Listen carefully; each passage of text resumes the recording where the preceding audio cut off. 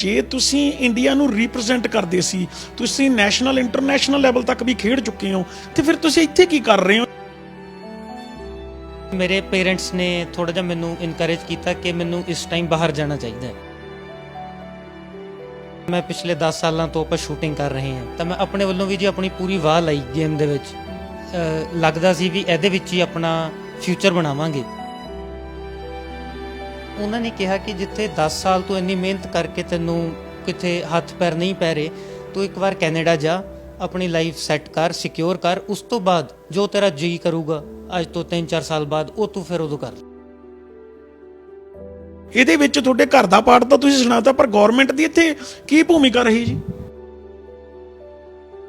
ਮੇਰੇ ਵਰਗੇ ਹੋਰ ਵੀ ਸ਼ੂਟਰ ਨੇ ਐਵੇਂ ਦੇ ਕਈ, ਕਿ ਉਹਨਾਂ ਨੂੰ ਇਸ ਲੈਵਲ ਤੱਕ ਤਾਂ ਹਜੇ ਤੱਕ ਗਵਰਨਮੈਂਟ ਨੇ ਕਿਸੇ ਤਰ੍ਹਾਂ ਦਾ ਕੋਈ ਸਪੋਰਟ ਨਹੀਂ ਕੀਤਾ।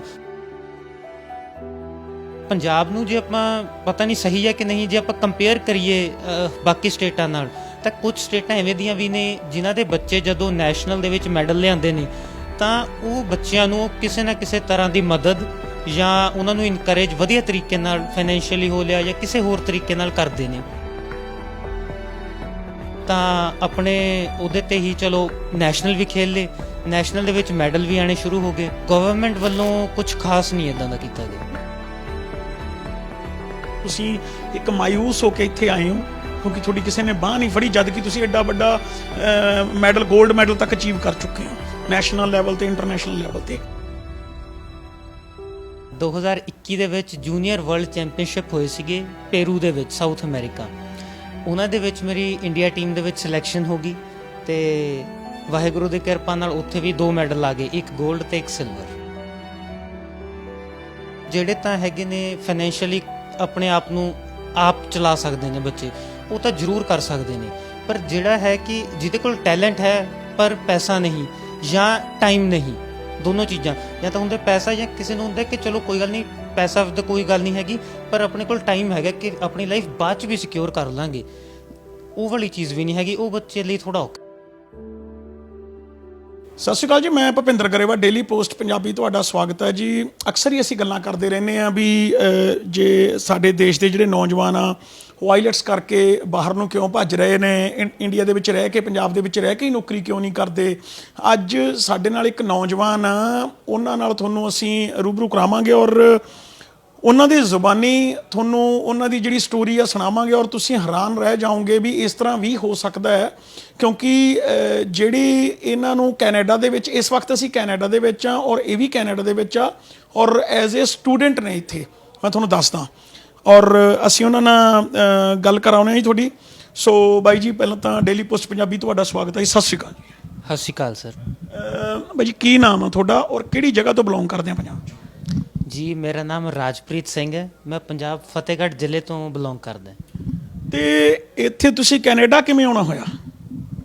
ਕੈਨੇਡਾ ਜੀ ਸਟੂਡੈਂਟ ਵੀਜ਼ੇ ਤੇ ਆਏ ਆ ਜਨਵਰੀ ਇਨਟੇਕ ਦੇ ਵਿੱਚ। ਤੇ ਜਿਹੜੀ ਇਹ ਤਾਂ ਚਲੋ ਉਹ ਗੱਲ ਹੋ ਗਈ ਵੀ ਤੁਸੀਂ ਕਿੱਥੋਂ ਬਿਲੋਂਗ ਕਰਦੇ, ਕਿੱਥੋਂ, ਅਸਲੀ ਜਿਹੜੀ ਕਹਾਣੀ ਜਦੋਂ ਪੰਜਾਬ ਤੋਂ ਬੈਕ ਹੋਮ, ਜਿਹਨੂੰ ਆਪਾਂ ਕਹਿੰਦੇ ਇੰਡੀਆ ਤੋਂ ਸ਼ੁਰੂ ਹੁੰਦੀ ਹੈ, ਕੀ ਤੁਸੀਂ ਉੱਥੇ ਕਰਦੇ ਸੀ, ਕੀ ਤੁਸੀਂ ਮਤਲਬ ਕਰਕੇ ਆਏ ਹੋ, ਇਹਦੇ ਬਾਰੇ ਥੋੜ੍ਹਾ ਜਿਹਾ ਸਾਡੇ ਜਿਹੜੇ ਦਰਸ਼ਕ ਆ ਉਹਨਾਂ ਨੂੰ ਦੱਸੋ ਜੀ। ਗੇਮ ਬਾਰੇ ਗੱਲ ਕਰ ਲਈਏ ਤਾਂ ਮੈਂ 10 ਮੀਟਰ 에ਅਰ ਰਾਈਫਲ ਸ਼ੂਟਿੰਗ ਦਾ ਪਲੇਅਰ ਹਾਂ। ਆਲਮੋਸਟ 10 ਸਾਲ ਹੋ ਗਏ ਮੈਨੂੰ ਗੇਮ ਕਰਦਿਆਂ ਨੂੰ। ਮੈਂ 10th 11th ਕਲਾਸ ਦੇ ਵਿੱਚ ਪ੍ਰੋਫੈਸ਼ਨਲੀ ਗੇਮ ਸਟਾਰਟ ਕਰ ਦਿੱਤੀ ਸੀਗੀ। ਤਾਂ ਸਟਾਰਟਿੰਗ ਦੇ ਵਿੱਚ ਤਾਂ ਜੀ ਜਿੱਦਾਂ ਤੁਹਾਨੂੰ ਪਤਾ ਹੀ ਹੈ, ਪਹਿਲਾਂ ਡਿਸਟ੍ਰਿਕਟ ਲੈਵਲ ਹੁੰਦਾ, ਫਿਰ ਸਟੇਟ ਆਉਂਦਾ, ਉੱਥੇ ਤੋਂ ਇਨਕਰੇਜਮੈਂਟ ਹੁੰਦੀ ਹੈ, ਹੌਲੀ ਹੌਲੀ ਮੈਡਲ ਜਿੱਤਦੇ ਆ ਤਾਂ ਅੱਗੇ ਵਧੇ। ਕਾਫੀ ਗੇਮ ਵੀ ਕਾਫੀ ਅੱਛੀ ਸੀ ਅਤੇ ਮਾਹੌਲ ਵੀ ਕਾਫੀ ਅੱਛਾ ਸੀ, ਆਸੇ ਪਾਸੇ ਦੇ ਲੋਕ ਕਾਫੀ ਅੱਛੇ ਮਿਲਣ ਲੱਗ ਗਏ ਸੀ। ਤਾਂ ਇੱਦਾਂ ਹੀ ਇਨਕਰੇਜਮੈਂਟ ਹੋਈ, ਨੈਸ਼ਨਲ ਤੱਕ ਪਹੁੰਚ ਗਏ। ਨੈਸ਼ਨਲ 'ਚ ਜੀ ਰੀਸੈਂਟਲੀ 2019 ਨੈਸ਼ਨਲਸ ਦੇ ਵਿੱਚ ਇੱਕ ਵਾਹਿਗੁਰੂ ਦੀ ਕਿਰਪਾ ਨਾਲ ਵਧੀਆ ਪ੍ਰਾਪਤੀ ਹੋਈ ਕਿ ਯੂਥ, ਜੂਨੀਅਰ ਅਤੇ ਸੀਨੀਅਰ ਤਿੰਨਾਂ ਦੇ ਵਿੱਚ ਇਕੱਠਾ ਹੀ ਰਿਕਾਰਡ ਬਣ ਗਿਆ, ਨਵਾਂ ਨਿਊ ਨੈਸ਼ਨਲ ਰਿਕਾਰਡ, ਜਿਹੜਾ ਕਿ ਹਜੇ ਵੀ ਪੰਜਾਬ ਦੇ ਨਾਮ ਦੇ ਉੱਤੇ ਹੈ। ਅਤੇ ਉਸ ਤੋਂ ਬਾਅਦ ਜੀ ਕੋਵਿਡ ਆ ਗਿਆ, ਪਰ ਫਿਰ ਵੀ ਚਲੋ ਵਧੀਆ ਪ੍ਰੈਕਟਿਸ ਚੱਲਦੀ ਰਹੀ। ਤਾਂ 2021 ਦੇ ਵਿੱਚ ਜੂਨੀਅਰ ਵਰਲਡ ਚੈਂਪੀਅਨਸ਼ਿਪ ਹੋਏ ਸੀਗੇ ਪੇਰੂ ਦੇ ਵਿੱਚ, ਸਾਊਥ ਅਮਰੀਕਾ। ਉਹਨਾਂ ਦੇ ਵਿੱਚ ਮੇਰੀ ਇੰਡੀਆ ਟੀਮ ਦੇ ਵਿੱਚ ਸਿਲੈਕਸ਼ਨ ਹੋ ਗਈ ਅਤੇ ਵਾਹਿਗੁਰੂ ਦੀ ਕਿਰਪਾ ਨਾਲ ਉੱਥੇ ਵੀ 2 ਮੈਡਲ ਆ ਗਏ, ਇੱਕ 골ਡ ਤੇ ਇੱਕ ਸਿਲਵਰ। ਜੇ ਗੱਲ ਕੀਤੀ ਜਾਵੇ ਜਿੰਨੇ ਤੁਸੀਂ 골ਡ ਗਣਾਤੇ, ਮੇਰੇ ਖਿਆਲ ਇਸ ਹਿਸਾਬ ਨਾਲ ਤਾਂ ਪਤਾ ਨਹੀਂ ਗਿਣਤੀ ਕਰਨੀ ਔਖੀ ਹੋ ਜਾਣੀ ਹੈ। ਪਰ ਗੱਲ ਫਿਰ ਉੱਥੇ ਹੀ ਆ ਗਈ ਜੀ, ਜੇ ਤੁਸੀਂ ਇੰਡੀਆ ਨੂੰ ਰਿਪਰੈਜ਼ੈਂਟ ਕਰਦੇ ਸੀ, ਤੁਸੀਂ ਨੈਸ਼ਨਲ ਇੰਟਰਨੈਸ਼ਨਲ ਲੈਵਲ ਤੱਕ ਵੀ ਖੇਡ ਚੁੱਕੇ ਹੋ, ਤੇ ਫਿਰ ਤੁਸੀਂ ਇੱਥੇ ਕੀ ਕਰ ਰਹੇ ਹੋ? ਇਹਦੇ 'ਚ ਮਤਲਬ ਮੈਨੂੰ ਇਹੀ ਨਹੀਂ ਜਿਹੜੀ ਬਿਟਵੀਨ ਸਮਝ ਨਹੀਂ ਆ ਰਹੀ ਵੀ ਤੁਸੀਂ ਹੁਣ ਸਟੱਡੀ ਵੀਜ਼ੇ 'ਤੇ ਇੱਥੇ ਕੀ ਕਰ ਰਹੇ ਹੋ, ਜਦ ਕਿ ਤੁਸੀਂ ਤਾਂ ਇੱਕ ਨੈਸ਼ਨਲ ਪਲੇਅਰ ਹੋ। ਦੇਖੋ ਸਰ, ਇਹਦਾ ਬੇਸਿਕ ਰੀਜ਼ਨ ਇਹ ਹੈ ਕਿ ਮੇਰੇ ਪੇਰੈਂਟਸ ਨੇ ਥੋੜ੍ਹਾ ਜਿਹਾ ਮੈਨੂੰ ਇਨਕਰੇਜ ਕੀਤਾ ਕਿ ਮੈਨੂੰ ਇਸ ਟਾਈਮ ਬਾਹਰ ਜਾਣਾ ਚਾਹੀਦਾ। ਉਹਦਾ ਕਾਰਨ ਜੀ ਇਹ ਬਣਿਆ ਕਿ ਜਿਵੇਂ ਤੁਹਾਨੂੰ ਦੱਸਿਆ, ਮੈਂ ਪਿਛਲੇ 10 ਸਾਲਾਂ ਤੋਂ ਆਪਾਂ ਸ਼ੂਟਿੰਗ ਕਰ ਰਹੇ ਹਾਂ, ਅਤੇ ਪੇਰੈਂਟਸ ਨੇ ਵੀ ਦੇਖਿਆ ਕਿ ਮਿਹਨਤ ਚੱਲ ਰਹੀ ਹੈ, ਹਰ ਰੋਜ਼ ਬੱਚਾ ਮਿਹਨਤ ਕਰਦਾ, ਤਾਂ ਮੈਂ ਆਪਣੇ ਵੱਲੋਂ ਵੀ ਜੀ ਆਪਣੀ ਪੂਰੀ ਵਾਹ ਲਾਈ ਗੇਮ ਦੇ ਵਿੱਚ। ਲੱਗਦਾ ਸੀ ਵੀ ਇਹਦੇ ਵਿੱਚ ਹੀ ਆਪਣਾ ਫਿਊਚਰ ਬਣਾਵਾਂਗੇ। ਪਰ ਰੀਸੈਂਟਲੀ ਜਦੋਂ ਮੈਂ ਇਹ ਕੁਛ ਅਚੀਵਮੈਂਟਸ ਹੋਈਆਂ, ਅਤੇ ਇਹ ਤੋਂ ਬਾਅਦ ਫਿਰ ਕਾਫੀ ਜਗ੍ਹਾ ਹੱਥ ਪੈਰ ਮਾਰੇ, ਦੇਖਿਆ ਕਿ ਕੀ ਅੱਗੇ ਪੋਸੀਬਿਲਿਟੀਜ਼ ਹੈ, ਕਿਹੜੇ ਪਾਸੇ ਨੂੰ ਆਪਾਂ ਨੂੰ ਕੋਈ ਮਤਲਬ ਅੱਗੇ ਕਿਸ ਤਰ੍ਹਾਂ ਦੀ ਜੋਬ ਮਿਲ ਸਕਦੀ ਹੈ, ਜਾਂ ਹੋਰ ਆਪਣਾ ਫਿਊਚਰ ਕਿਵੇਂ ਸਿਕਿਉਰ ਕਰਨਾ ਹੈ। ਤਾਂ ਮੈਂ ਤਾਂ ਹਜੇ, ਜਿਵੇਂ ਕਹਿੰਦੇ ਹੋ ਕਿ ਮੈਂ ਤਾਂ ਇਹ ਚਾਹੁੰਦਾ ਸੀ ਕਿ ਨਹੀਂ ਹਜੇ ਆਪਾਂ ਹੋਰ ਗੇਮ ਕਰਨੀ ਹੈ, ਪਰ ਜਿਵੇਂ ਕਹਿੰਦੇ ਆ ਕਿ ਪੇਰੈਂਟਸ ਨੇ ਆਪਣੇ ਤੋਂ ਵੱਧ ਜ਼ਿੰਦਗੀ ਹੰਢਾਈ ਹੈ, ਤਾਂ ਉਹਨਾਂ ਨੇ ਮੈਨੂੰ ਸਮਝਾਇਆ ਕਿ ਦੇਖ ਨਹੀਂ, ਇੱਦਾਂ ਨਹੀਂ ਹੁੰਦਾ, ਇੱਕ ਵਾਰ ਤੈਨੂੰ ਆਪਣੀ ਲਾਈਫ ਵੀ ਸਿਕਿਉਰ ਕਰਨੀ ਚਾਹੀਦੀ ਹੈ। ਤਾਂ ਉਹਨਾਂ ਨੇ ਕਿਹਾ ਕਿ ਜਿੱਥੇ 10 ਸਾਲ ਤੋਂ ਇੰਨੀ ਮਿਹਨਤ ਕਰਕੇ ਤੈਨੂੰ ਕਿਤੇ ਹੱਥ ਪੈਰ ਨਹੀਂ ਪੈ ਰਹੇ, ਤੂੰ ਇੱਕ ਵਾਰ ਕੈਨੇਡਾ ਜਾ, ਆਪਣੀ ਲਾਈਫ ਸੈੱਟ ਕਰ, ਸਿਕਿਉਰ ਕਰ, ਉਸ ਤੋਂ ਬਾਅਦ ਜੋ ਤੇਰਾ ਜੀ ਕਰੂਗਾ ਅੱਜ ਤੋਂ 3-4 ਸਾਲ ਬਾਅਦ, ਉਹ ਤੂੰ ਫਿਰ ਉਦੋਂ ਕਰ ਲਈ। ਨਹੀਂ, ਪਰ ਤੁਹਾਡੀ ਜਿਹੜੀ ਸਟੋਰੀ ਹੈ ਇਹ ਸੁਣ ਕੇ ਤਾਂ ਇਦਾਂ ਲੱਗ ਰਿਹਾ ਜਿਵੇਂ ਤੁਸੀਂ ਇੱਕ ਪ੍ਰਾਈਵੇਟ ਜੌਬ ਕਰਦੇ ਸੀ, ਤੇ ਪ੍ਰਾਈਵੇਟ ਹੀ ਇੱਕ ਤੁਸੀਂ ਜਿਹੜੀ ਗਨ ਸ਼ੂਟਿੰਗ ਦੇ ਵਿੱਚ ਤੁਸੀਂ ਟ੍ਰੇਨਿੰਗ ਲਈ, ਔਰ ਤੁਹਾਨੂੰ ਕਿਸੇ ਗਵਰਨਮੈਂਟ ਦਾ ਕੋਈ ਸਹਾਰਾ ਨਹੀਂ ਮਿਲਿਆ, ਔਰ ਤੁਸੀਂ ਪ੍ਰਾਈਵੇਟਲੀ ਜਿਹੜੇ ਇੰਨੇ ਮੈਡਲ ਜਿੱਤ ਕੇ ਤੁਸੀਂ ਲੈਂਦੇ, ਤੁਸੀਂ ਤਾਂ ਇਸ ਤਰ੍ਹਾਂ ਗੱਲ ਕਰ ਰਹੇ ਹੋ ਜਦ ਕਿ ਤੁਸੀਂ ਤਾਂ ਇੱਕ ਦੇਸ਼ ਨੂੰ ਰਿਪਰੈਜ਼ੈਂਟ ਕਰ ਰਹੇ ਹੋ। ਇਹਦੇ ਵਿੱਚ ਤੁਹਾਡੇ ਘਰ ਦਾ ਪਾਰਟ ਤਾਂ ਤੁਸੀਂ ਸੁਣਾਤਾ, ਪਰ ਗਵਰਨਮੈਂਟ ਦੀ ਇੱਥੇ ਕੀ ਭੂਮਿਕਾ ਰਹੀ ਜੀ? ਨਹੀਂ ਜੀ, ਐਕਚੁਅਲੀ ਆਪਣੇ ਉੱਥੇ ਦੀਆਂ ਪਾਲਿਸੀਆਂ ਕਹਿ ਲਓ ਜਾਂ ਐਵੇਂ ਦੀਆਂ ਨੇ ਕਿ ਉੱਥੇ ਇਸ ਗੇਮ ਨੂੰ ਪਾਰਟਿਕੂਲਰ ਇੰਨਾ ਸਪੋਰਟ ਨਹੀਂ ਕਰਦੇ, ਕਿ ਜਿਵੇਂ ਮੈਂ ਤੁਹਾਨੂੰ ਦੱਸਿਆ ਸਾਰਾ ਕੁਛ, ਇਹਦੇ ਬਾਵਜੂਦ ਵੀ ਮੇਰੇ ਵਰਗੇ ਹੋਰ ਵੀ ਸ਼ੂਟਰ ਨੇ ਐਵੇਂ ਦੇ ਕਈ, ਕਿ ਉਹਨਾਂ ਨੂੰ ਇਸ ਲੈਵਲ ਤੱਕ ਤਾਂ ਹਜੇ ਤੱਕ ਗਵਰਨਮੈਂਟ ਨੇ ਕਿਸੇ ਤਰ੍ਹਾਂ ਦਾ ਕੋਈ ਸਪੋਰਟ ਨਹੀਂ ਕੀਤਾ। ਉਮੀਦ ਹੈ ਕਿ ਅੱਗੇ ਕਰਨਗੇ। ਨਹੀਂ, ਪਰ ਜੇ ਤੁਹਾਡੀ ਗੱਲ ਵਿਚਾਲੇ ਆ, ਪਰ ਜੇ ਇੱਥੇ ਆਪਾਂ ਬਿੰਦਰਾ ਨੂੰ ਵੀ ਦੇਖ ਸਕਦੇ ਹਾਂ, ਓਲੰਪਿਕ ਦੇ ਵਿੱਚ ਜਿੱਤੇ ਹੋਏ ਨੇ, ਹੋਰ ਵੀ ਨੇ, ਓਪਰਚੁਨਿਟੀਜ਼ ਤਾਂ ਹੁੰਦੀ ਆ ਨਾ ਇੱਕ ਪਲੇਅਰ ਲਈ। ਜੇ ਉਹ ਨੈਸ਼ਨਲ ਲੈਵਲ ਤੇ ਖੇਡਿਆ, ਕਿ ਦੇਸ਼ ਨੂੰ ਤੁਸੀਂ ਰਿਪਰੈਜ਼ੈਂਟ ਕਰ ਰਹੇ ਹੋ, ਇੰਡੀਆ ਨੂੰ ਇੰਟਰਨੈਸ਼ਨਲ ਲੈਵਲ ਤੇ ਵੀ ਤੁਸੀਂ ਕਹਿੰਦੇ ਤੁਸੀਂ ਗਏ ਹੋ, ਤੇ ਉਹਦੇ ਬਾਵਜੂਦ ਵੀ ਤੁਹਾਡੀ ਕਿਸੇ ਨੇ ਬਾਹ ਨਹੀਂ ਫੜੀ, ਚਾਹੇ ਉਹ ਸਟੇਟ ਗਵਰਨਮੈਂਟ ਨੂੰ ਆਪਾਂ ਲੈ ਕੇ ਕਹੀਏ, ਤੇ ਚਾਹੇ ਆਪਾਂ ਕਹੀਏ ਸੈਂਟਰ ਗਵਰਨਮੈਂਟ ਨੂੰ। ਨਹੀਂ ਸਰ, ਐਕਚੁਅਲੀ ਜਿਹੜੇ ਬਿੰਦਰਾ ਵੀ ਸੀਗੇ ਉਹ ਬਹੁਤ ਵਧੀਆ ਰੈਪੂਟਡ ਪਲੇਅਰ ਸੀਗੇ, ਅਤੇ ਉਹਨਾਂ ਨੇ ਆਪਣੀ ਟ੍ਰੇਨਿੰਗ ਪਹਿਲਾਂ ਇੰਡੀਆ 'ਚ ਕੀਤੀ, ਫਿਰ ਜਰਮਨੀ ਜਾ ਕੇ ਕੀਤੀ। ਪਰ ਤੁਸੀਂ ਦੇਖੋ ਕਿ ਅਭਿਨਵ, ਉਹਨਾਂ ਨੇ ਵੀ ਇੰਨੀ ਵਧੀਆ ਟ੍ਰੇਨਿੰਗ ਕੀਤੀ, ਪਰ ਸਾਰੀ ਮੇਰੇ ਹਿਸਾਬ ਨਾਲ ਆਪਣੇ ਦਮ 'ਤੇ ਕੀਤੀ। ਪਰ ਜਦੋਂ ਉਹਨਾਂ ਨੇ ਇੱਕ ਲੈਵਲ 'ਤੇ ਜਾ ਕੇ ਓਲੰਪਿਕ ਦਾ ਮੈਡਲ ਲੈ ਲਿਆ, ਉਸ ਤੋਂ ਬਾਅਦ ਜ਼ਰੂਰ ਗਵਰਨਮੈਂਟ ਨੇ ਉਹਨਾਂ ਨੂੰ ਸਪੋਰਟ ਕੀਤੀ, ਪਰ ਉਸ ਟਾਈਮ ਤੱਕ ਉਹਨਾਂ ਨੇ ਸਾਰਾ ਕੁਝ ਮੇਰੇ ਹਿਸਾਬ ਨਾਲ ਆਪ ਹੀ ਕੀਤਾ। ਕਿੰਨਾ ਕੁ ਖਰਚਾ ਤੁਹਾਡਾ ਆ ਚੁੱਕਿਆ ਹੁਣ ਤੱਕ ਜੇ ਆਪਾਂ ਦੇਖੀਏ, ਔਰ ਕਿੰਨੇ ਸਾਲ ਦੇ ਨੇ ਤੁਸੀਂ ਇਹ ਜਿਹੜੀ ਸ਼ੁਰੂ ਕੀਤੀ ਸੀ ਆਪਣੇ ਬੇਸ ਤੇ, ਆਪਣੇ ਸਿਰ ਦੇ ਉੱਪਰ? ਤੁਸੀਂ ਐਵੇਂ ਐਗਜ਼ੈਕਟ ਕਾਊਂਟ ਤਾਂ ਨਹੀਂ ਕੀਤਾ, ਪਰ ਕਹਿ ਸਕਦੇ ਜੀ ਲੱਖਾਂ, ਕਾਫੀ ਲੱਖਾਂ 'ਚ ਹੀ ਆ ਗਿਆ ਜੀ। ਅਤੇ ਇਹ ਹੁਣ ਇਹ ਤਾਂ ਸਾਰਾ ਪੇਰੈਂਟਸ ਦੇ ਉੱਤੇ ਹੀ ਹੈ, ਉਹਨਾਂ ਨੇ ਮੈਨੂੰ ਕਰਵਾਇਆ। ਕਿਹੜੇ ਸਾਲ ਤੁਸੀਂ ਸ਼ੁਰੂ ਕੀਤੀ? ਸਕੂਲ ਲੈਵਲ ਤੋਂ ਸ਼ੁਰੂ ਕੀਤਾ ਸੀ ਕਿ ਕਿਵੇਂ? ਇਹ ਜੀ 10th ਕਲਾਸ ਤੋਂ ਸਟਾਰਟ ਕਰਤੀ ਸੀ। ਸਾਡੇ ਸਕੂਲ ਦੇ ਵਿੱਚ ਹੀ ਸ਼ੂਟਿੰਗ ਰੇਂਜ ਹੁੰਦੀ ਸੀ, ਅਤੇ ਉਹਦੇ ਵਿੱਚ ਹੀ ਸਟਾਰਟ ਕਰਤਾ ਸੀ, ਉੱਥੇ ਸ਼ੌਂਕ ਲੱਗਿਆ ਸੀ। ਤੇ ਉਹਦੇ ਬਾਅਦ ਦੇ ਵਿੱਚ ਫਿਰ ਕਿਸ ਤਰ੍ਹਾਂ ਤੁਸੀਂ ਸਟੈਪ ਬਾਈ ਸਟੈਪ, ਜਿਵੇਂ ਤੁਹਾਡੇ ਫਾਦਰ ਸਾਹਿਬ ਨੇ ਤੁਹਾਨੂੰ, ਉਹਨਾਂ ਨੇ ਪੁਸ਼ ਕੀਤਾ ਹੋਣਾ ਵੀ ਨਹੀਂ ਤੁਸੀਂ ਅੱਗੇ ਵਧੋ, ਤੇ ਉਹਨਾਂ ਨੇ ਕਿਸ ਤਰ੍ਹਾਂ ਤੁਹਾਨੂੰ ਜਿਹੜਾ ਪਹਿਲਾਂ ਡਿਸਟ੍ਰਿਕਟ ਲੈਵਲ ਫਿਰ ਸਟੇਟ ਲੈਵਲ ਤੱਕ ਕਿਸ ਤਰ੍ਹਾਂ ਲੈ ਕੇ ਗਏ, ਔਰ ਆਪਣੇ ਬੇਸ ਤੇ ਕਿੱਦਾਂ ਵੀ ਕਦੇ ਗਵਰਨਮੈਂਟ ਨੂੰ ਇਹਦੇ ਵਿੱਚ ਕਿਹਾ ਨਹੀਂ? ਕਿਉਂਕਿ ਇੱਕ ਨਾਮ ਆਉਂਦਾ ਹੁੰਦਾ ਮੇਰੇ ਹਿਸਾਬ ਨਾਲ, ਜਿੱਥੇ ਤੱਕ ਮੇਰੀ ਜਾਣਕਾਰੀ ਹੈ, ਵੀ ਆਪਾਂ ਜਦੋਂ ਗਵਰਨਮੈਂਟ ਨੂੰ ਇੱਕ ਬੱਚਾ ਜਾਂਦਾ ਕੋਈ ਵੀ ਨੈਸ਼ਨਲ ਲੈਵਲ ਤੇ ਸਟੇਟ ਲੈਵਲ ਤੇ, ਉਹਦਾ ਨਾਮ ਇੱਕ ਚੁਣਿਆ ਜਾਂਦਾ, ਤੇ ਉਹਦੀ ਇੱਕ ਲਿਸਟ ਬਣਾਈ ਜਾਂਦੀ ਹੈ ਜੀ, ਉਹਦੇ ਵਿੱਚ ਆਹ ਬੰਦੇ ਦਾ ਨਾਮ ਆ, ਤੁਹਾਡਾ ਨਾਮ ਆਇਆ ਹੋਊਗਾ। ਉਹਦੇ ਬਾਅਦ ਦੇ ਵਿੱਚ ਗਵਰਨਮੈਂਟ ਫਿਰ ਰਿਕਮੈਂਡ ਕਰਦੀ ਹੈ ਵੀ ਇਹ ਬੱਚੇ ਨੂੰ ਜਾਣਾ ਚਾਹੀਦਾ ਹੈ, ਤੇ ਉਹਦੇ ਬਾਵਜੂਦ ਵੀ ਐਡੇ ਮਤਲਬ ਕੋਈ ਨਹੀਂ, ਮਤਲਬ ਤੁਹਾਨੂੰ ਕੋਈ ਇਹੋ ਜਿਹੀ ਓਪਰਚੁਨਿਟੀ ਮਿਲੀ ਨਹੀਂ, ਜਾਂ ਤੁਹਾਡੀ ਕਿਸੇ ਨੇ ਬਾਂਹ ਫੜੀ ਨਹੀਂ? ਨਹੀਂ ਸਰ, ਇਹ ਮੈਂ ਤੁਹਾਨੂੰ ਦੱਸਦਾ ਸਾਰੀ ਗੱਲ। ਇਹ ਜੀ ਜਿਵੇਂ ਤੁਸੀਂ ਦੱਸਿਆ ਕਿ ਆਪਾਂ ਡਿਸਟ੍ਰਿਕਟ ਤੋਂ ਸਟੇਟ 'ਤੇ ਜਾਂਦੇ ਹਾਂ, ਤਾਂ ਡਿਸਟ੍ਰਿਕਟ ਸਾਡੀ ਵਧੀਆ, ਕਾਫੀ ਵਧੀਆ, ਉੱਥੇ ਮੈਨੂੰ ਕਾਫੀ ਸਪੋਰਟ ਕਰਿਆ ਉਹਨਾਂ ਨੇ। ਉੱਥੇ ਦੇ ਅੱਜ ਕੱਲ੍ਹ ਜਿਹੜੇ ਹੈਗੇ ਨੇ, ਉਹ ਹੈਗੇ ਨੇ ਸਵਰਨਜੀਤ ਮੈਮ, ਹੈ ਨਾ, ਅਤੇ ਉਹਨਾਂ ਨੇ ਵੀ ਕਾਫੀ ਇਨਕਰੇਜਮੈਂਟ ਕਰਿਆ। ਦੇਖੋ ਜੋ ਉਹਨਾਂ ਦੇ ਹੱਥ ਸੀ ਉਹਨਾਂ ਨੇ ਕੀਤਾ। ਉਸ ਤੋਂ ਬਾਅਦ ਗੱਲ ਪੰਜਾਬ ਦੀ ਆ ਜਾਂਦੀ ਹੈ ਜੀ। ਪੰਜਾਬ ਨੂੰ ਜੇ ਆਪਾਂ ਪਤਾ ਨਹੀਂ ਸਹੀ ਹੈ ਕਿ ਨਹੀਂ, ਜੇ ਆਪਾਂ ਕੰਪੇਅਰ ਕਰੀਏ ਬਾਕੀ ਸਟੇਟਾਂ ਨਾਲ, ਤਾਂ ਕੁਝ ਸਟੇਟਾਂ ਐਵੇਂ ਦੀਆਂ ਵੀ ਨੇ ਜਿਨ੍ਹਾਂ ਦੇ ਬੱਚੇ ਜਦੋਂ ਨੈਸ਼ਨਲ ਦੇ ਵਿੱਚ ਮੈਡਲ ਲਿਆਉਂਦੇ ਨੇ ਤਾਂ ਉਹ ਬੱਚਿਆਂ ਨੂੰ ਕਿਸੇ ਨਾ ਕਿਸੇ ਤਰ੍ਹਾਂ ਦੀ ਮਦਦ ਜਾਂ ਉਹਨਾਂ ਨੂੰ ਇਨਕਰੇਜ ਵਧੀਆ ਤਰੀਕੇ ਨਾਲ ਫਾਈਨੈਂਸ਼ੀਅਲੀ ਹੋ ਲਿਆ ਜਾਂ ਕਿਸੇ ਹੋਰ ਤਰੀਕੇ ਨਾਲ ਕਰਦੇ ਨੇ। ਪਰ ਫਿਲਹਾਲ ਪੰਜਾਬ ਦੇ ਵਿੱਚ ਇਦਾਂ ਦਾ ਕੁਝ ਨਹੀਂ, ਤਾਂ ਆਪਣੇ ਉਹਦੇ ਤੇ ਹੀ ਚਲੋ ਨੈਸ਼ਨਲ ਵੀ ਖੇਲ ਲਏ, ਨੈਸ਼ਨਲ ਦੇ ਵਿੱਚ ਮੈਡਲ ਵੀ ਆਣੇ ਸ਼ੁਰੂ ਹੋ ਗਏ, ਪਰ ਗਵਰਨਮੈਂਟ ਵੱਲੋਂ ਕੁਝ ਖਾਸ ਨਹੀਂ ਇਦਾਂ ਦਾ ਕੀਤਾ ਗਿਆ। ਨਹੀਂ, ਪਰ ਜੇ ਦੇਖਿਆ ਜਾਵੇ ਹਰਿਆਣਾ ਗਵਰਨਮੈਂਟ ਆ ਜਾਂ ਦਿੱਲੀ ਗਵਰਨਮੈਂਟ ਆ, ਔਰ ਅੱਜ ਕੱਲ ਤਾਂ ਆਪ ਦੀ ਸਰਕਾਰ ਆਪਣੇ ਪੰਜਾਬ ਦੇ ਵਿੱਚ, ਇਸ ਤੋਂ ਪਹਿਲਾਂ ਕਾਂਗਰਸ ਦੀ ਸੀਗੀ, ਉਹਨਾਂ ਨੇ ਕਿਹਾ ਸੀ ਵੀ ਜੇ ਕੋਈ ਵੀ ਖਿਡਾਰੀ 골ਡ ਮੈਡਲ ਲੈ ਕੇ ਆਉਂਦਾ ਤਾਂ ਅਸੀਂ ਉਹਨੂੰ 50 ਲੱਖ ਤੋਂ ਲੈ ਕੇ 1 ਕਰੋੜ ਰੁਪਏ ਦੇ ਵਿੱਚ ਅਸੀਂ ਦੇਵਾਂਗੇ। ਇਸ ਤਰ੍ਹਾਂ ਦੀ ਤੁਹਾਨੂੰ ਕੋਈ ਹੈਲਪ ਨਹੀਂ ਮਿਲੀ? ਜੀ ਜਦੋਂ ਮੈਂ ਰੀਸੈਂਟਲੀ ਵਰਲਡ ਚੈਂਪੀਅਨਸ਼ਿਪ ਤੋਂ ਮੈਡਲ ਲੈ ਕੇ ਆਇਆ ਤਾਂ ਆਪਣੇ ਉੱਥੇ ਐਮਐਲਏ ਸੀਗੇ ਜੀਪੀ, ਤਾਂ ਉਹ ਉਹਨਾਂ ਨੂੰ ਮੈਂ ਮਿਲਿਆ, ਪਹਿਲਾਂ ਵੀ ਮਿਲਿਆ 1-2 ਵਾਰ, ਉਹਨਾਂ ਨੇ ਵੀ ਕਾਫੀ ਇਲਾਕੇ ਤੋਂ ਨੇ, ਹਾਂਜੀ ਫਤਿਹਗੜ੍ਹ ਸਾਹਿਬ ਤੋਂ ਨੇ। ਤਾਂ ਉਦੋਂ ਉੱਥੇ ਮੈਨੂੰ ਨਾਮ ਨਹੀਂ ਯਾਦ, ਪਰ ਇੱਕ ਬਹੁਤ ਕਾਈਂਡ ਵਧੀਆ ਮੈਡਮ ਸੀਗੇ, ਡੀਸੀ ਉਸ ਟਾਈਮ ਮੈਡਮ ਸੀਗੇ ਉਹ, ਜੀਪੀ ਸਰ, ਤੇ ਉਹ ਮੈਡਮ ਆਏ ਸੀਗੇ ਘਰ, ਉਹਨਾਂ ਨੇ ਇਨਕਰੇਜ ਕੀਤਾ ਕਾਫੀ। ਤੇ ਜੀਪੀ ਇਹਨਾਂ ਨੇ ਕਿਹਾ ਸੀ ਮੈਨੂੰ ਕਿ ਤੁਹਾਨੂੰ ਅਸੀਂ ਪ੍ਰਗਟ ਸਿੰਘ ਉਹਨਾਂ ਨਾਲ ਵੀ ਮਿਲਾਵਾਂਗੇ, ਤਾਂ ਮੇਰੀ ਫੋਨ ਤੇ ਉਹਨਾਂ ਨੇ ਗੱਲ ਵੀ ਕਰਵਾਈ, ਉਮੀਦ ਵੀ ਦਿੱਤੀ ਸੀ ਵੀ ਬਹੁਤ ਆਪਾਂ ਕਰਾਂਗੇ ਕੁਝ ਜ਼ਰੂਰ, ਪਰ ਤੁਹਾਨੂੰ ਪਤਾ ਹੀ ਹੈ ਜੀ ਉਸ ਤੋਂ ਬਾਅਦ ਹੋਇਆ ਕੁਝ ਨਹੀਂ। ਨਹੀਂ, ਪਰ ਫਿਰ ਤੁਸੀਂ ਫਿਰ ਇਸ ਤਰ੍ਹਾਂ ਦਾ ਜਿਹੜਾ ਤੁਸੀਂ ਕਹਿੰਦੇ ਹੋ ਵੀ ਪੇਰੈਂਟਸ ਨੇ ਤੁਹਾਨੂੰ ਕਹਿਤਾ, ਫਿਰ ਤੁਹਾਡੇ ਮਨ 'ਚ ਨਹੀਂ ਆਇਆ 1% ਜਦੋਂ ਤੁਸੀਂ ਆਈਲੈਟਸ ਵਗੈਰਾ ਕੀਤੀ ਹੋਣੀ ਆ, ਕੈਨੇਡਾ ਦੇ ਲਈ ਤੁਸੀਂ ਰੁੱਖ ਕੀਤਾ ਹੋਣਾ ਵੀ ਮੈਂ ਚਲੋ ਜੀ ਆਪਣੀ ਜਿਹੜਾ ਫਿਊਚਰ ਨੂੰ ਜਿਹੜਾ ਆਪਣੇ ਸਕੁਅਰ ਕਰਾਂ, ਤੇ ਉਹਦੇ ਵਿੱਚ ਤੁਸੀਂ ਇੱਧਰ ਵੱਲ ਤੁਸੀਂ ਚਾਲੇ ਪਾ ਲਏ, ਪਰ ਮੇਨ ਮਕਸਦ ਇਹ ਹੈ ਵੀ ਤੁਸੀਂ ਉੱਥੇ ਜਾਣ ਤੋਂ ਪਹਿਲਾਂ ਕਿਸੇ ਨੂੰ ਨਹੀਂ ਦੱਸਿਆ ਵੀ ਮੈਂ ਜਾ ਰਿਹਾ ਜੀ, ਮੈਂ ਆਪਣੀ ਗੇਮ ਛੱਡ ਕੇ, ਜਾਂ ਤੁਹਾਨੂੰ ਰੋਕਿਆ ਨਹੀਂ? ਤੁਹਾਡੇ ਕੋਚ ਵਗੈਰਾ ਹੁੰਦੇ ਨੇ, ਉਹਨਾਂ ਨੇ ਵੀ ਤਾਂ ਕੋਈ ਪਹੁੰਚ ਕੀਤੀ ਹੋਣੀ, ਉਹਨਾਂ ਨੂੰ ਵੀ ਤਾਂ ਦੱਸਿਆ ਹੋਣਾ ਤੁਸੀਂ। ਦੇਖੋ ਸਰ, ਇਹ ਥੋੜ੍ਹੀ ਜਿਹੀ ਗੱਲ ਇੱਦਾਂ ਹੋ ਚੁੱਕੀ ਹੈ, ਮੇਰੇ ਮਾਤਾ ਪਿਤਾ ਜਿਵੇਂ ਉਹ ਚਾਹੁੰਦੇ ਸੀ, ਫਾਦਰ ਮਦਰ ਹੈ ਨਾ, ਕਿ ਤੂੰ ਚਲੇ ਜਾ ਬਾਹਰ, ਅਤੇ ਮੇਰਾ ਜੀ ਬਿਲਕੁਲ ਵੀ ਮਨ ਨਹੀਂ ਸੀ, ਕਿਉਂਕਿ ਇੱਕ ਦੋ ਚੀਜ਼ਾਂ ਹੋ ਜਾਂਦੀਆਂ ਜੀ, ਇੱਕ ਤਾਂ 10 ਸਾਲਾਂ ਤੋਂ ਮੈਂ ਇੱਕ ਸਪੋਰਟਸ ਕਰ ਰਿਹਾ ਅਤੇ ਆਪਣੇ ਵੱਲੋਂ ਸੱਚੇ ਦਿਲੋਂ ਕਰ ਰਹੇ ਹਾਂ, ਤਾਂ ਮੈਨੂੰ ਇੱਦਾਂ ਸੀ ਕਿ ਨਹੀਂ ਇਹਦੇ ਵਿੱਚ ਹੀ ਕੁਛ ਕਰਨਾ ਹੈ, ਅਤੇ ਦੂਜੀ ਚੀਜ਼ ਇਸ ਲੈਵਲ 'ਤੇ ਆ ਕੇ ਛੱਡਣਾ ਵੀ ਮੈਨੂੰ ਸਹੀ ਨਹੀਂ ਸੀ ਲੱਗ ਰਿਹਾ। ਪਰ ਆਪਣੇ ਮਾਪਿਓ ਦੀ ਗੱਲ ਵੀ ਨਹੀਂ, ਕਿਉਂਕਿ ਉਹਨਾਂ ਨੇ ਜ਼ਿੰਦਗੀ ਮੇਰੇ ਤੋਂ ਵੱਧ ਦੇਖੀ ਹੈ, ਮੇਰੇ ਸਾਰੇ ਪਰਿਵਾਰ ਨੇ, ਉਹਨਾਂ ਨੇ ਆਪਣੇ ਹਾਲਾਤ ਵੀ ਦੇਖਣੇ ਨੇ ਕਿ ਅਸੀਂ ਕਿੱਦਾਂ ਬੱਚੇ ਨੂੰ ਅੱਗੇ ਉਹਦਾ ਫਿਊਚਰ ਦੇਖਣਾ ਹੈ, ਸਾਰਾ ਕੁਛ, ਤਾਂ ਮੈਂ ਉਹਨਾਂ ਦੀ ਗੱਲ ਵੀ ਨਹੀਂ ਸੀ ਟਾਲ ਸਕਦਾ। ਪਰ ਜੇ ਮੇਰਾ ਆਪਣਾ ਦੇਖਿਆ ਜਾਵੇ ਜੀ, ਮੇਰਾ ਬਿਲਕੁਲ ਮਨ ਨਹੀਂ ਸੀ ਇੱਦਾਂ ਬਾਹਰ ਆਉਣ ਦਾ, ਆਪਣੀ ਗੇਮ ਛੱਡ ਕੇ।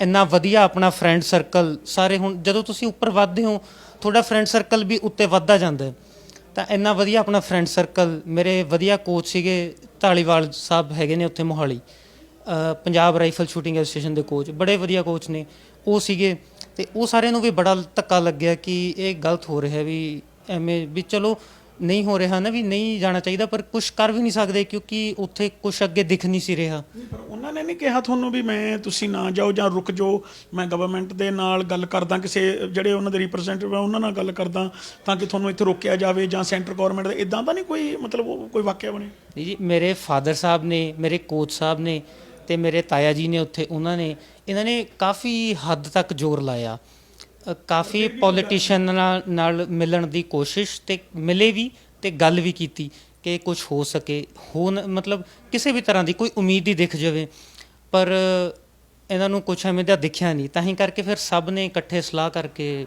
ਇਹ ਸਟੈਪ ਚੱਕਿਆ। ਤੇ ਕੀ ਲੱਗਦਾ ਤੁਹਾਨੂੰ, ਤੁਹਾਡੀ ਜਿਹੜੀ ਸਟੋਰੀ ਜੇ ਆਪਾਂ ਦੇਖਿਆ ਜਾਵੇ, ਉਹਦਾ ਨਿਚੋੜ ਕੱਢਿਆ ਜਾਵੇ, ਵੀ ਤੁਸੀਂ ਇੱਕ ਮਾਯੂਸ ਹੋ ਕੇ ਇੱਥੇ ਆਏ ਹੋ ਕਿਉਂਕਿ ਤੁਹਾਡੀ ਕਿਸੇ ਨੇ ਬਾਂਹ ਨਹੀਂ ਫੜੀ, ਜਦ ਕਿ ਤੁਸੀਂ ਐਡਾ ਵੱਡਾ ਮੈਡਲ, 골ਡ ਮੈਡਲ ਤੱਕ ਅਚੀਵ ਕਰ ਚੁੱਕੇ ਹੋ ਨੈਸ਼ਨਲ ਲੈਵਲ ਤੇ, ਇੰਟਰਨੈਸ਼ਨਲ ਲੈਵਲ ਤੇ। ਕੀ ਤੁਸੀਂ ਮੰਨਦੇ ਹੋ ਵੀ ਜਿਹੜੇ ਅੱਜ ਕੱਲ੍ਹ ਦੇ ਬੱਚੇ, ਆਪਾਂ ਕਹਿ ਦਿੰਦੇ ਹਾਂ, ਜਿਵੇਂ ਹੁਣ ਨਵੀਂ ਸਰਕਾਰ ਦਾ ਇਹ ਕਹਿਣਾ ਵੀ ਅਸੀਂ ਬੱਚਿਆਂ ਨੂੰ ਬਾਹਰ ਨਹੀਂ ਜਾਣ ਦੇਣਾ, ਬੱਚਿਆਂ ਨੂੰ ਇੱਥੇ ਰੱਖੀਏ, ਇੱਥੇ ਅਸੀਂ ਚੰਗਾ ਫਿਊਚਰ ਦੇਵਾਂਗੇ, ਕੀ ਲੱਗਦਾ ਤੁਹਾਨੂੰ ਜੇ ਤੁਹਾਡੇ ਵਰਗੇ ਨੈਸ਼ਨਲ ਪੱਧਰ ਦੇ ਖਿਡਾਰੀ ਦਾ ਫਿਊਚਰ ਨਹੀਂ ਬਣਾ ਸਕੇ ਉਹ, ਜਾਂ ਉਹਨੂੰ ਰੋਕ ਨਹੀਂ ਸਕੇ ਕਿਸੇ ਤਰੀਕੇ ਨਾਲ, ਉੱਥੇ ਰੱਖ ਨਹੀਂ ਸਕੇ, ਤੇ ਕੀ ਲੱਗਦਾ ਆਮ ਬੱਚੇ ਦਾ ਕੋਈ ਇਹ ਤੁਹਾਨੂੰ ਲੱਗਦਾ ਵੀ ਇਹਦਾ ਜਿਹੜਾ ਸਿਕਿਉਰ ਹੈ?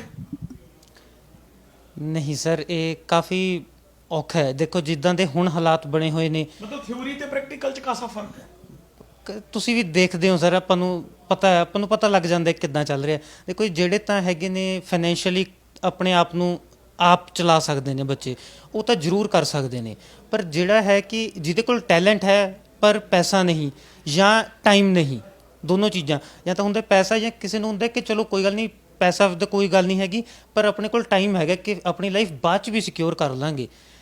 ਉਹ ਵਾਲੀ ਚੀਜ਼ ਵੀ ਨਹੀਂ ਹੈਗੀ, ਉਹ ਬੱਚੇ ਲਈ ਥੋੜਾ ਔਖਾ ਹੈ। ਨਹੀਂ, ਪਰ ਜੇ ਆਪਾਂ ਇੱਕ ਗੱਲ ਕੀਤੀ ਜਾਵੇ ਵੀ ਚਲੋ ਇਹ ਉਦੋਂ ਤੱਕ ਤਾਂ ਤੁਸੀਂ ਸੋਚ ਸਕਦੇ ਹੋ ਜਦੋਂ ਤੱਕ ਤੁਸੀਂ ਆਪਣੇ ਪੇਰੈਂਟਸ ਦੇ ਅਧੀਨ ਹੋ, ਪਰ ਜਦੋਂ ਤੁਸੀਂ ਇੱਕ ਮੈਡਲ ਲੈ ਆਉਂਦੇ ਹੋ ਕਿਸੇ ਦੇਸ਼ ਲਈ ਜਾਂ ਤੁਸੀਂ ਗੇਮ ਖੇਡਦੇ ਹੋ ਸਟੇਟ ਲੈਵਲ ਜਾਂ ਨੈਸ਼ਨਲ ਲੈਵਲ ਦੀ, ਉਦੋਂ ਤਾਂ ਫਿਰ ਇਹ ਜ਼ਿੰਮੇਵਾਰੀਆਂ ਕਿਤੇ ਨਾ ਕਿਤੇ ਸਰਕਾਰਾਂ ਦੀਆਂ ਬਣ ਜਾਂਦੀਆਂ ਨੇ ਕਿ ਫਿਰ ਵੀ ਪੇਰੈਂਟਸ ਤੇ ਹੀ ਰਹਿੰਦਾ ਕਿ ਫਿਰ ਵੀ ਤੁਸੀਂ ਪ੍ਰਾਈਵੇਟ ਹੀ ਪੈਸੇ ਖਰਚ ਕੇ, ਔਰ ਜੇ ਤੁਸੀਂ ਗਏ ਵੀ ਹੋ ਮੰਨ ਲਓ ਨੈਸ਼ਨਲ ਗੇਮ ਤੇ, ਉੱਥੇ ਜਿਹੜੀ ਤੁਹਾਡੀ ਟਿਕਟ ਵਗੈਰਾ ਸੀ ਜਾਂ ਜਦੋਂ ਤੁਸੀਂ ਨੈਸ਼ਨਲ ਖੇਡਣ ਜਾਂਦੇ ਕਿਤੇ ਵੀ, ਉੱਥੇ ਜਿਹੜੀਆਂ ਤੁਹਾਡੀਆਂ ਟਿਕਟਾਂ ਵਗੈਰਾ ਉਹ ਵੀ ਤੁਸੀਂ ਪੱਲੇ ਹੀ ਲਾਉਂਦੇ ਸੀਗੇ। ਦੇਖੋ ਜੀ, ਨੈਸ਼ਨਲ ਤੱਕ ਪੱਲਿਓਂ ਸਾਰਾ ਕੁਝ ਕੀਤਾ, ਪਰ ਜਿਹੜਾ ਇੰਡੀਅਨ ਨੈਸ਼ਨਲ ਟੀਮ ਹੈ ਉਹਨੂੰ ਫਿਰ ਸੈਂਟਰ ਦਿੰਦੀ ਹੈ, ਜਿਹੜੇ ਬਾਹਰ ਟੀਮ ਲੈ ਕੇ ਜਾਂਦੀ ਹੈ। ਜਿਵੇਂ ਕਿ ਮੈਂ ਪੇਰੂ ਗਿਆ ਲਾਸਟ ਈਅਰ, ਉਹ ਇੰਡੀਅਨ ਸੈਂਟਰਲ ਗਵਰਨਮੈਂਟ ਦਾ ਸਪੋਰਟਸ ਡਿਪਾਰਟਮੈਂਟ ਦਾ ਖਰਚਾ ਸੀ, ਪਰ ਜਿਹੜਾ ਉੱਥੋਂ ਤੱਕ ਦਾ ਸਫ਼ਰ ਸੀ ਉਹ ਸਾਰਾ ਖੁਦ ਹੀ ਕਰਨਾ ਪੈਂਦਾ। ਨਹੀਂ, ਜੇ ਤੁਸੀਂ ਹੁਣ ਗੱਲ ਕਰਦੇ ਹੋ ਵੀ ਪੰਜਾਬ ਦੇ ਨਾਮ ਆ ਜੀ 골ਡ ਮੈਡਲ, ਤੇ ਜੇ ਇਹਦੇ ਵਿੱਚ ਆਪਾਂ ਇਹ ਗੱਲ ਕੀਤੀ ਜਾਵੇ ਵੀ ਤੁਸੀਂ ਹੁਣ ਇੱਥੇ ਆ ਗਏ ਹੋ, ਤੁਸੀਂ 골ਡ ਮੈਡਲ ਲੈ ਕੇ, ਕਾਮਨਵੈਲਥ ਗੇਮਾਂ ਆਉਂਦੀਆਂ ਨੇ, ਓਲੰਪਿਕ ਆਉਂਦੀ ਆ, ਕਿਉਂਕਿ ਜੇ ਤੁਹਾਨੂੰ ਰੋਕਦੇ ਸ਼ਾਇਦ ਤੁਸੀਂ ਉਹਦੀ ਤਿਆਰੀ ਕਰਦੇ, ਜੇ ਤਿਆਰੀ ਕਰਦੇ ਤਾਂ ਸ਼ਾਇਦ ਤੁਸੀਂ ਇੰਡੀਆ ਲਈ 골ਡ ਲੈ ਕੇ ਆ ਸਕਦੇ ਸੀ, ਕਿਉਂਕਿ ਹੋਪ ਦੇ ਕਹਿੰਦੇ ਤੇ ਉਮੀਦ ਦੀ ਦੁਨੀਆ ਕਾਇਮ ਆ ਜੀ। ਤੇ ਤੁਸੀਂ ਫਿਰ ਕੀ ਤੁਹਾਨੂੰ ਲੱਗਦਾ ਵੀ ਤੁਹਾਡਾ ਜਿਹੜਾ ਸੁਪਨਾ ਖਤਮ ਹੋ ਗਿਆ ਕਿ ਅੱਗੇ ਵੀ ਇਹ ਪ੍ਰੈਕਟਿਸ ਚੱਲਦੀ ਰਹੇਗੀ? ਨਹੀਂ ਸਰ, ਪ੍ਰੈਕਟਿਸ ਤਾਂ ਦੇਖੋ ਸੁਪਨਾ ਇਹ ਮੈਨੂੰ ਪਤਾ ਨਹੀਂ ਹੈ ਨਾ, ਹੁਣ ਜਿਵੇਂ ਵਾਹਿਗੁਰੂ ਨੇ ਲਿਖੀ ਹੈ, ਤੇ ਪਰ ਪ੍ਰੈਕਟਿਸ ਤਾਂ ਜੀ ਮੈਂ ਗੇਮ ਨਾਲ ਇੰਨੀ ਅਟੈਚਮੈਂਟ ਹੋ ਗਈ, ਵਾਹਿਗੁਰੂ ਸੁੱਖ ਰੱਖੇ ਵੀ ਪ੍ਰੈਕਟਿਸ ਤਾਂ ਮੈਂ ਕਦੇ ਨਹੀਂ ਛੱਡੂੰਗਾ। ਮਤਲਬ ਜੋ ਮੈਂ ਸੋਚਿਆ ਹੋਇਆ ਆਪਣੇ ਦਿਮਾਗ 'ਚ ਕਿ ਅਚੀਵ ਕਰਨਾ, ਉਹਦੇ ਲਈ ਤਾਂ ਲੱਗਿਆ ਰਹੂੰਗਾ, ਚਾਹੇ ਜਦੋਂ ਮਰਜ਼ੀ ਤੱਕ ਮੈਨੂੰ ਲੱਗਿਆ ਰਹਿਣਾ ਪਵੇ। ਪਰ ਤੁਸੀਂ ਆਪਣੇ ਕੰਨਿਓ ਮੈਸੇਜ ਕੀ ਦੇਣਾ ਚਾਹੁੰਦੇ ਹੋ? ਪਰ ਮੈਸੇਜ ਜੇ ਆਪਾਂ ਤੁਸੀਂ ਦਿੰਨੇ ਵੀ ਹੋ ਵੀ ਜੇ ਤਾਂ ਤੁਹਾਡੀ ਜੇਬ 'ਚ ਪੈਸਾ ਹੈ ਫਿਰ ਤਾਂ ਤੁਸੀਂ ਕੋਈ ਗੇਮ ਖੇਡੋ ਜਾਂ ਸੋਚੋ ਵੀ ਉੱਥੇ ਤੱਕ ਪਹੁੰਚੋਗੇ, ਤੇ ਜੇ ਤੁਹਾਡੀ ਜੇਬ 'ਚ ਪੈਸਾ ਨਹੀਂ ਤਾਂ ਸੁਪਨਾ ਦੇਖਣ ਦਾ ਕੋਈ ਫਾਇਦਾ ਨਹੀਂ ਹੈ ਤੁਹਾਡੇ ਹਿਸਾਬ ਨਾਲ। ਹਾਂਜੀ, ਜਾਂ ਪੈਸਾ ਨਹੀਂ ਜਾਂ ਤੁਹਾਡੇ ਕੋਲ ਫਿਊਚਰ ਦੀ ਕੋਈ ਸਿਕਿਉਰਿਟੀ ਨਹੀਂ, ਤਾਂ ਫਿਰ ਥੋੜਾ ਔਖਾ ਹੈ। ਤਾਂ ਥੋੜਾ ਗੇਮ ਕਰਨੀ ਤਾਂ ਫਿਰ ਕੋਈ ਜਾਏਗਾ ਹੀ ਨਹੀਂ ਤੁਹਾਡੇ ਹਿਸਾਬ ਨਾਲ, ਜਿਸ ਤਰੀਕੇ ਨਾਲ ਆਪਾਂ ਕਹਿ ਰਹੇ ਹਾਂ ਵੀ ਨਸ਼ਿਆਂ ਤੋਂ ਦੂਰ ਰੱਖਣਾ ਨੌਜਵਾਨ ਪੀੜ੍ਹੀ ਨੂੰ, ਆਪਾਂ ਇਹਨਾਂ ਨੂੰ ਬਾਹਰ ਤੋਂ ਦੂਰ ਰੱਖਣਾ ਵਾ ਤੇ ਆਪਾਂ ਬਾਹਰ ਨਹੀਂ ਜਾਣ ਦੇਣਾ, ਆਪਾਂ ਇੱਥੇ ਹੀ ਰੱਖਣਾ। ਉਸ ਹਿਸਾਬ ਨਾਲ ਤੁਹਾਨੂੰ ਲੱਗਦਾ ਵੀ ਜੇ ਤੁਹਾਡੇ ਵਰਗੇ ਜਿਹੜੇ ਐਡੇ ਵੱਡੇ ਲੈਵਲ ਤੇ ਜਾ ਕੇ ਵੀ ਬੈਕਫੁੱਟ ਤੇ ਆ ਗਏ ਨੇ ਔਰ ਇੱਥੇ ਆ ਗਏ ਨੇ, ਕਿਉਂਕਿ ਇੱਥੇ ਤੁਹਾਨੂੰ ਪਤਾ ਹੀ ਹੈ ਜ਼ਿੰਦਗੀ ਕਿੱਦਾਂ ਦੀ ਆ, ਸਟਰਗਲ ਆ, ਠੀਕ ਆ, ਸਟਰਗਲ ਹਰ ਕੋਈ ਕਰਦਾ ਹੈ, ਇੱਕ ਦਿਨ ਉੱਠ ਖੜਦਾ, ਪਰ ਜੇ ਤੁਸੀਂ ਆਪਣਾ ਹੀ ਕਰਨਾ ਤੇ ਫਿਰ ਇਹਦੇ 'ਚ ਦੇਸ਼ ਦੀ ਤਾਂ ਕੋਈ ਜ਼ਿੰਮੇਵਾਰੀ ਨਹੀਂ ਹੋਈ ਤੁਹਾਡੇ ਹਿਸਾਬ ਨਾਲ। ਬਿਲਕੁਲ ਸਰ, ਤੁਸੀਂ ਸਹੀ ਕਹਿ ਰਹੇ। ਹੁਣ ਦੇਖੋ ਤੁਸੀਂ ਮੇਰੇ ਤੱਕ ਪਹੁੰਚੇ ਹੈ ਨਾ, ਇਹ ਤੁਸੀਂ ਮੇਰੀਆਂ ਗੱਲਾਂ ਸੁਣੀਆਂ ਤਾਂ ਆਪਾਂ ਨੂੰ ਪਤਾ ਲੱਗਿਆ ਕਿ ਇੱਕ ਦੂਜੇ ਦੇ ਕੀ ਹਾਲਾਤ ਨੇ। ਇੱਦਾਂ ਹੀ ਪਤਾ ਨਹੀਂ ਕਿੰਨੇ ਹੋਰ ਬੱਚੇ ਹੋਣਗੇ ਜਿਨ੍ਹਾਂ ਦੀ ਸੇਮ ਸਟੋਰੀ ਹੋਊਗੀ, ਜਿਨ੍ਹਾਂ ਨੂੰ ਅਜੇ ਆਪਾਂ ਜਾਣਦੇ ਵੀ ਨਹੀਂ, ਤਾਂ ਉਹਨਾਂ ਲਈ ਵੀ ਕਿੰਨਾ ਮਾੜਾ ਲੱਗਦਾ ਹੋਊਗਾ। ਕੀ ਕਹਿਣਾ ਚਾਹੋਗੇ ਗੌਰਮੈਂਟਾਂ ਨੂੰ ਅਖੀਰ ਦੇ ਉੱਤੇ, ਜੇ ਆਪਾਂ ਇਹਦਾ ਨਿਚੋੜ ਕੱਢਿਆ ਜਾਵੇ ਤਾਂ? ਕੁਝ ਇਹੀ ਕਿ ਕੁਛ ਕੁ ਪਾਲਿਸੀਆਂ ਐਵੇਂ ਦੀਆਂ ਵੀ ਬਣਨੀਆਂ ਚਾਹੀਦੀਆਂ ਜਿਹੜੀਆਂ ਕਿ ਬੱਚੇ ਨੂੰ ਅਚੀਵ ਕਰਨ ਤੋਂ ਪਹਿਲਾਂ ਸਪੋਰਟ ਕਰਨ। ਅਚੀਵ ਕਰਨ ਤੋਂ ਬਾਅਦ ਤਾਂ ਸਾਰੇ ਹੀ ਕਰਦੇ ਨੇ, ਜਿਹੜੇ ਕਿ ਉਹਨੂੰ ਅਚੀਵ ਕਰਨ 'ਚ ਹੈਲਪ ਕਰਨ। ਕੁਛ ਇੱਦਾਂ ਦੀਆਂ ਪਾਲਿਸੀਆਂ ਵੀ ਬਣ ਜਾਣ ਤਾਂ ਬਹੁਤ ਵਧੀਆ ਗੱਲ ਹੈ। ਧੰਨਵਾਦ ਜੀ। ਸੋ ਇਹ ਸਨ ਰਾਜਪ੍ਰੀਤ ਸਿੰਘ, ਜਿਹੜੇ ਨੈਸ਼ਨਲ ਔਰ ਇੰਟਰਨੈਸ਼ਨਲ 골ਡ ਮੈਡਲਿਸਟ ਨੇ, ਔਰ ਤੁਸੀਂ ਦੇਖਿਆ, ਤੁਸੀਂ ਇਹਨਾਂ ਦੀਆਂ ਗੱਲਾਂ ਸੁਣੀਆਂ ਨੇ ਵੀ ਜਿਹੜੀ ਇਹਨਾਂ ਦੇ ਤੱਕ ਗੌਰਮੈਂਟ ਦੀ ਅਪਰੋਚ ਨਾ ਹੋਣ ਕਰਕੇ ਜਾਂ ਇਹਨਾਂ ਦੀ ਮਦਦ ਨਾ ਹੋਣ ਦੀ ਵਜ੍ਹਾ ਨਾਲ ਇਹਨਾਂ ਨੂੰ ਇੱਕ ਚੰਗੀ ਭਲੀ ਗੇਮ ਛੱਡ ਕੇ ਇੱਥੇ ਇਸ ਕੰਟਰੀ ਦੇ ਵਿੱਚ ਆਉਣਾ ਪਿਆ, ਤਾਂ ਕਿ ਇਹ ਚੰਗਾ ਆਪਣਾ ਜਿਹੜਾ ਫਿਊਚਰ ਆ ਉਹਨੂੰ ਸਵਾਰ ਸਕਣ ਔਰ ਜ਼ਿੰਦਗੀ ਆਪਦੇ ਮਾਂ-ਬਾਪ ਦੇ ਜਿਹੜੇ ਸੁਪਨੇ ਉਹ ਵੀ ਸਾਕਾਰ ਕਰ ਸਕਣ, ਕਿਉਂਕਿ ਇਹ ਆਲਮੋਸਟ ਆਪਣੇ ਕੰਨੀਓ ਕਰੋੜ ਦੇ ਕਰੀਬ ਇਹਨਾਂ ਦੇ ਕਹਿਣ ਦੇ ਮੁਤਾਬਕ ਕਈ ਲੱਖਾਂ ਰੁਪਏ ਖਰਚ ਕਰ ਚੁੱਕੇ ਨੇ, ਕਿਉਂਕਿ ਫਿਰ ਵੀ ਇਹਨਾਂ ਨੂੰ ਜੇ ਅਚੀਵਮੈਂਟ ਨਹੀਂ ਮਿਲੀ ਤਾਂ ਫਿਰ ਇਹ ਬੜੀ ਹੀ ਸਾਡੇ ਦੇਸ਼ ਲਈ ਕਹਿ ਦਈਏ ਜਾਂ ਸਾਡੀ ਸਟੇਟ ਲਈ ਕਹਿ ਦਈਏ ਬੜੀ ਹੀ ਸ਼ਰਮ ਦੀ ਗੱਲ ਹੈ, ਕਿਉਂਕਿ ਗੱਲਾਂ ਤਾਂ ਅਸੀਂ ਬਹੁਤ ਕਰਦੇ ਹਾਂ ਪਰ ਕਹਿੰਦੇ ਹੁੰਦੇ ਆ ਵੀ ਥਿਊਰੀ ਤੇ ਪ੍ਰੈਕਟੀਕਲ ਦੇ ਵਿੱਚ ਜੇ ਫਰਕ ਇਹੀ ਫਰਕ ਹੈ। ਸੋ ਲੋੜ ਹੈ ਕਿਤੇ ਨਾ ਕਿਤੇ ਆਪਾਂ ਨੂੰ ਗੌਰਮੈਂਟਾਂ ਨੂੰ ਵੀ ਇਹਨਾਂ ਨੂੰ ਜਿਹੜਾ ਵਧਣ ਫੁੱਲਣ ਲਈ ਇਹਨਾਂ ਦੀ ਮਦਦ ਕੀਤੀ ਜਾਵੇ, ਇਹਨਾਂ ਦੀ ਬਾਂਹ ਫੜੀ ਜਾਵੇ, ਤਾਂ ਕਿ ਜਿਹੜਾ ਨੌਜਵਾਨ ਆ ਸਾਡਾ ਆਪਣਾ ਦੇਸ਼ ਆਪਣੀ ਸਟੇਟ ਛੱਡ ਕੇ ਕਿਸੇ ਦੂਜੇ ਸੂਬੇ ਦੇ ਵਿੱਚ ਜਾਂ ਦੂਜੇ ਦੇਸ਼ ਦੇ ਵਿੱਚ ਆ ਕੇ ਆਪਣਾ ਭਵਿੱਖ ਨਾ ਉਹਨੂੰ ਲੱਭਣਾ ਪਵੇ ਔਰ ਨਾ ਇਸ ਤਰ੍ਹਾਂ ਦੀਆਂ ਜਿਹੜੀਆਂ ਜਿੱਤੇ ਹੋਏ ਮੈਡਲ ਨੇ ਉਹ ਬਿਲਕੁਲ ਹੀ ਨਸ਼ਟ ਕਰਨੇ ਪੈਣ। ਸੋ ਕੈਮਰਾਮੈਨ ਆਸ਼ੀਸ਼ ਦੇ ਨਾਲ Bhupinder Grewal, daily post Punjabi, Brampton, Canada.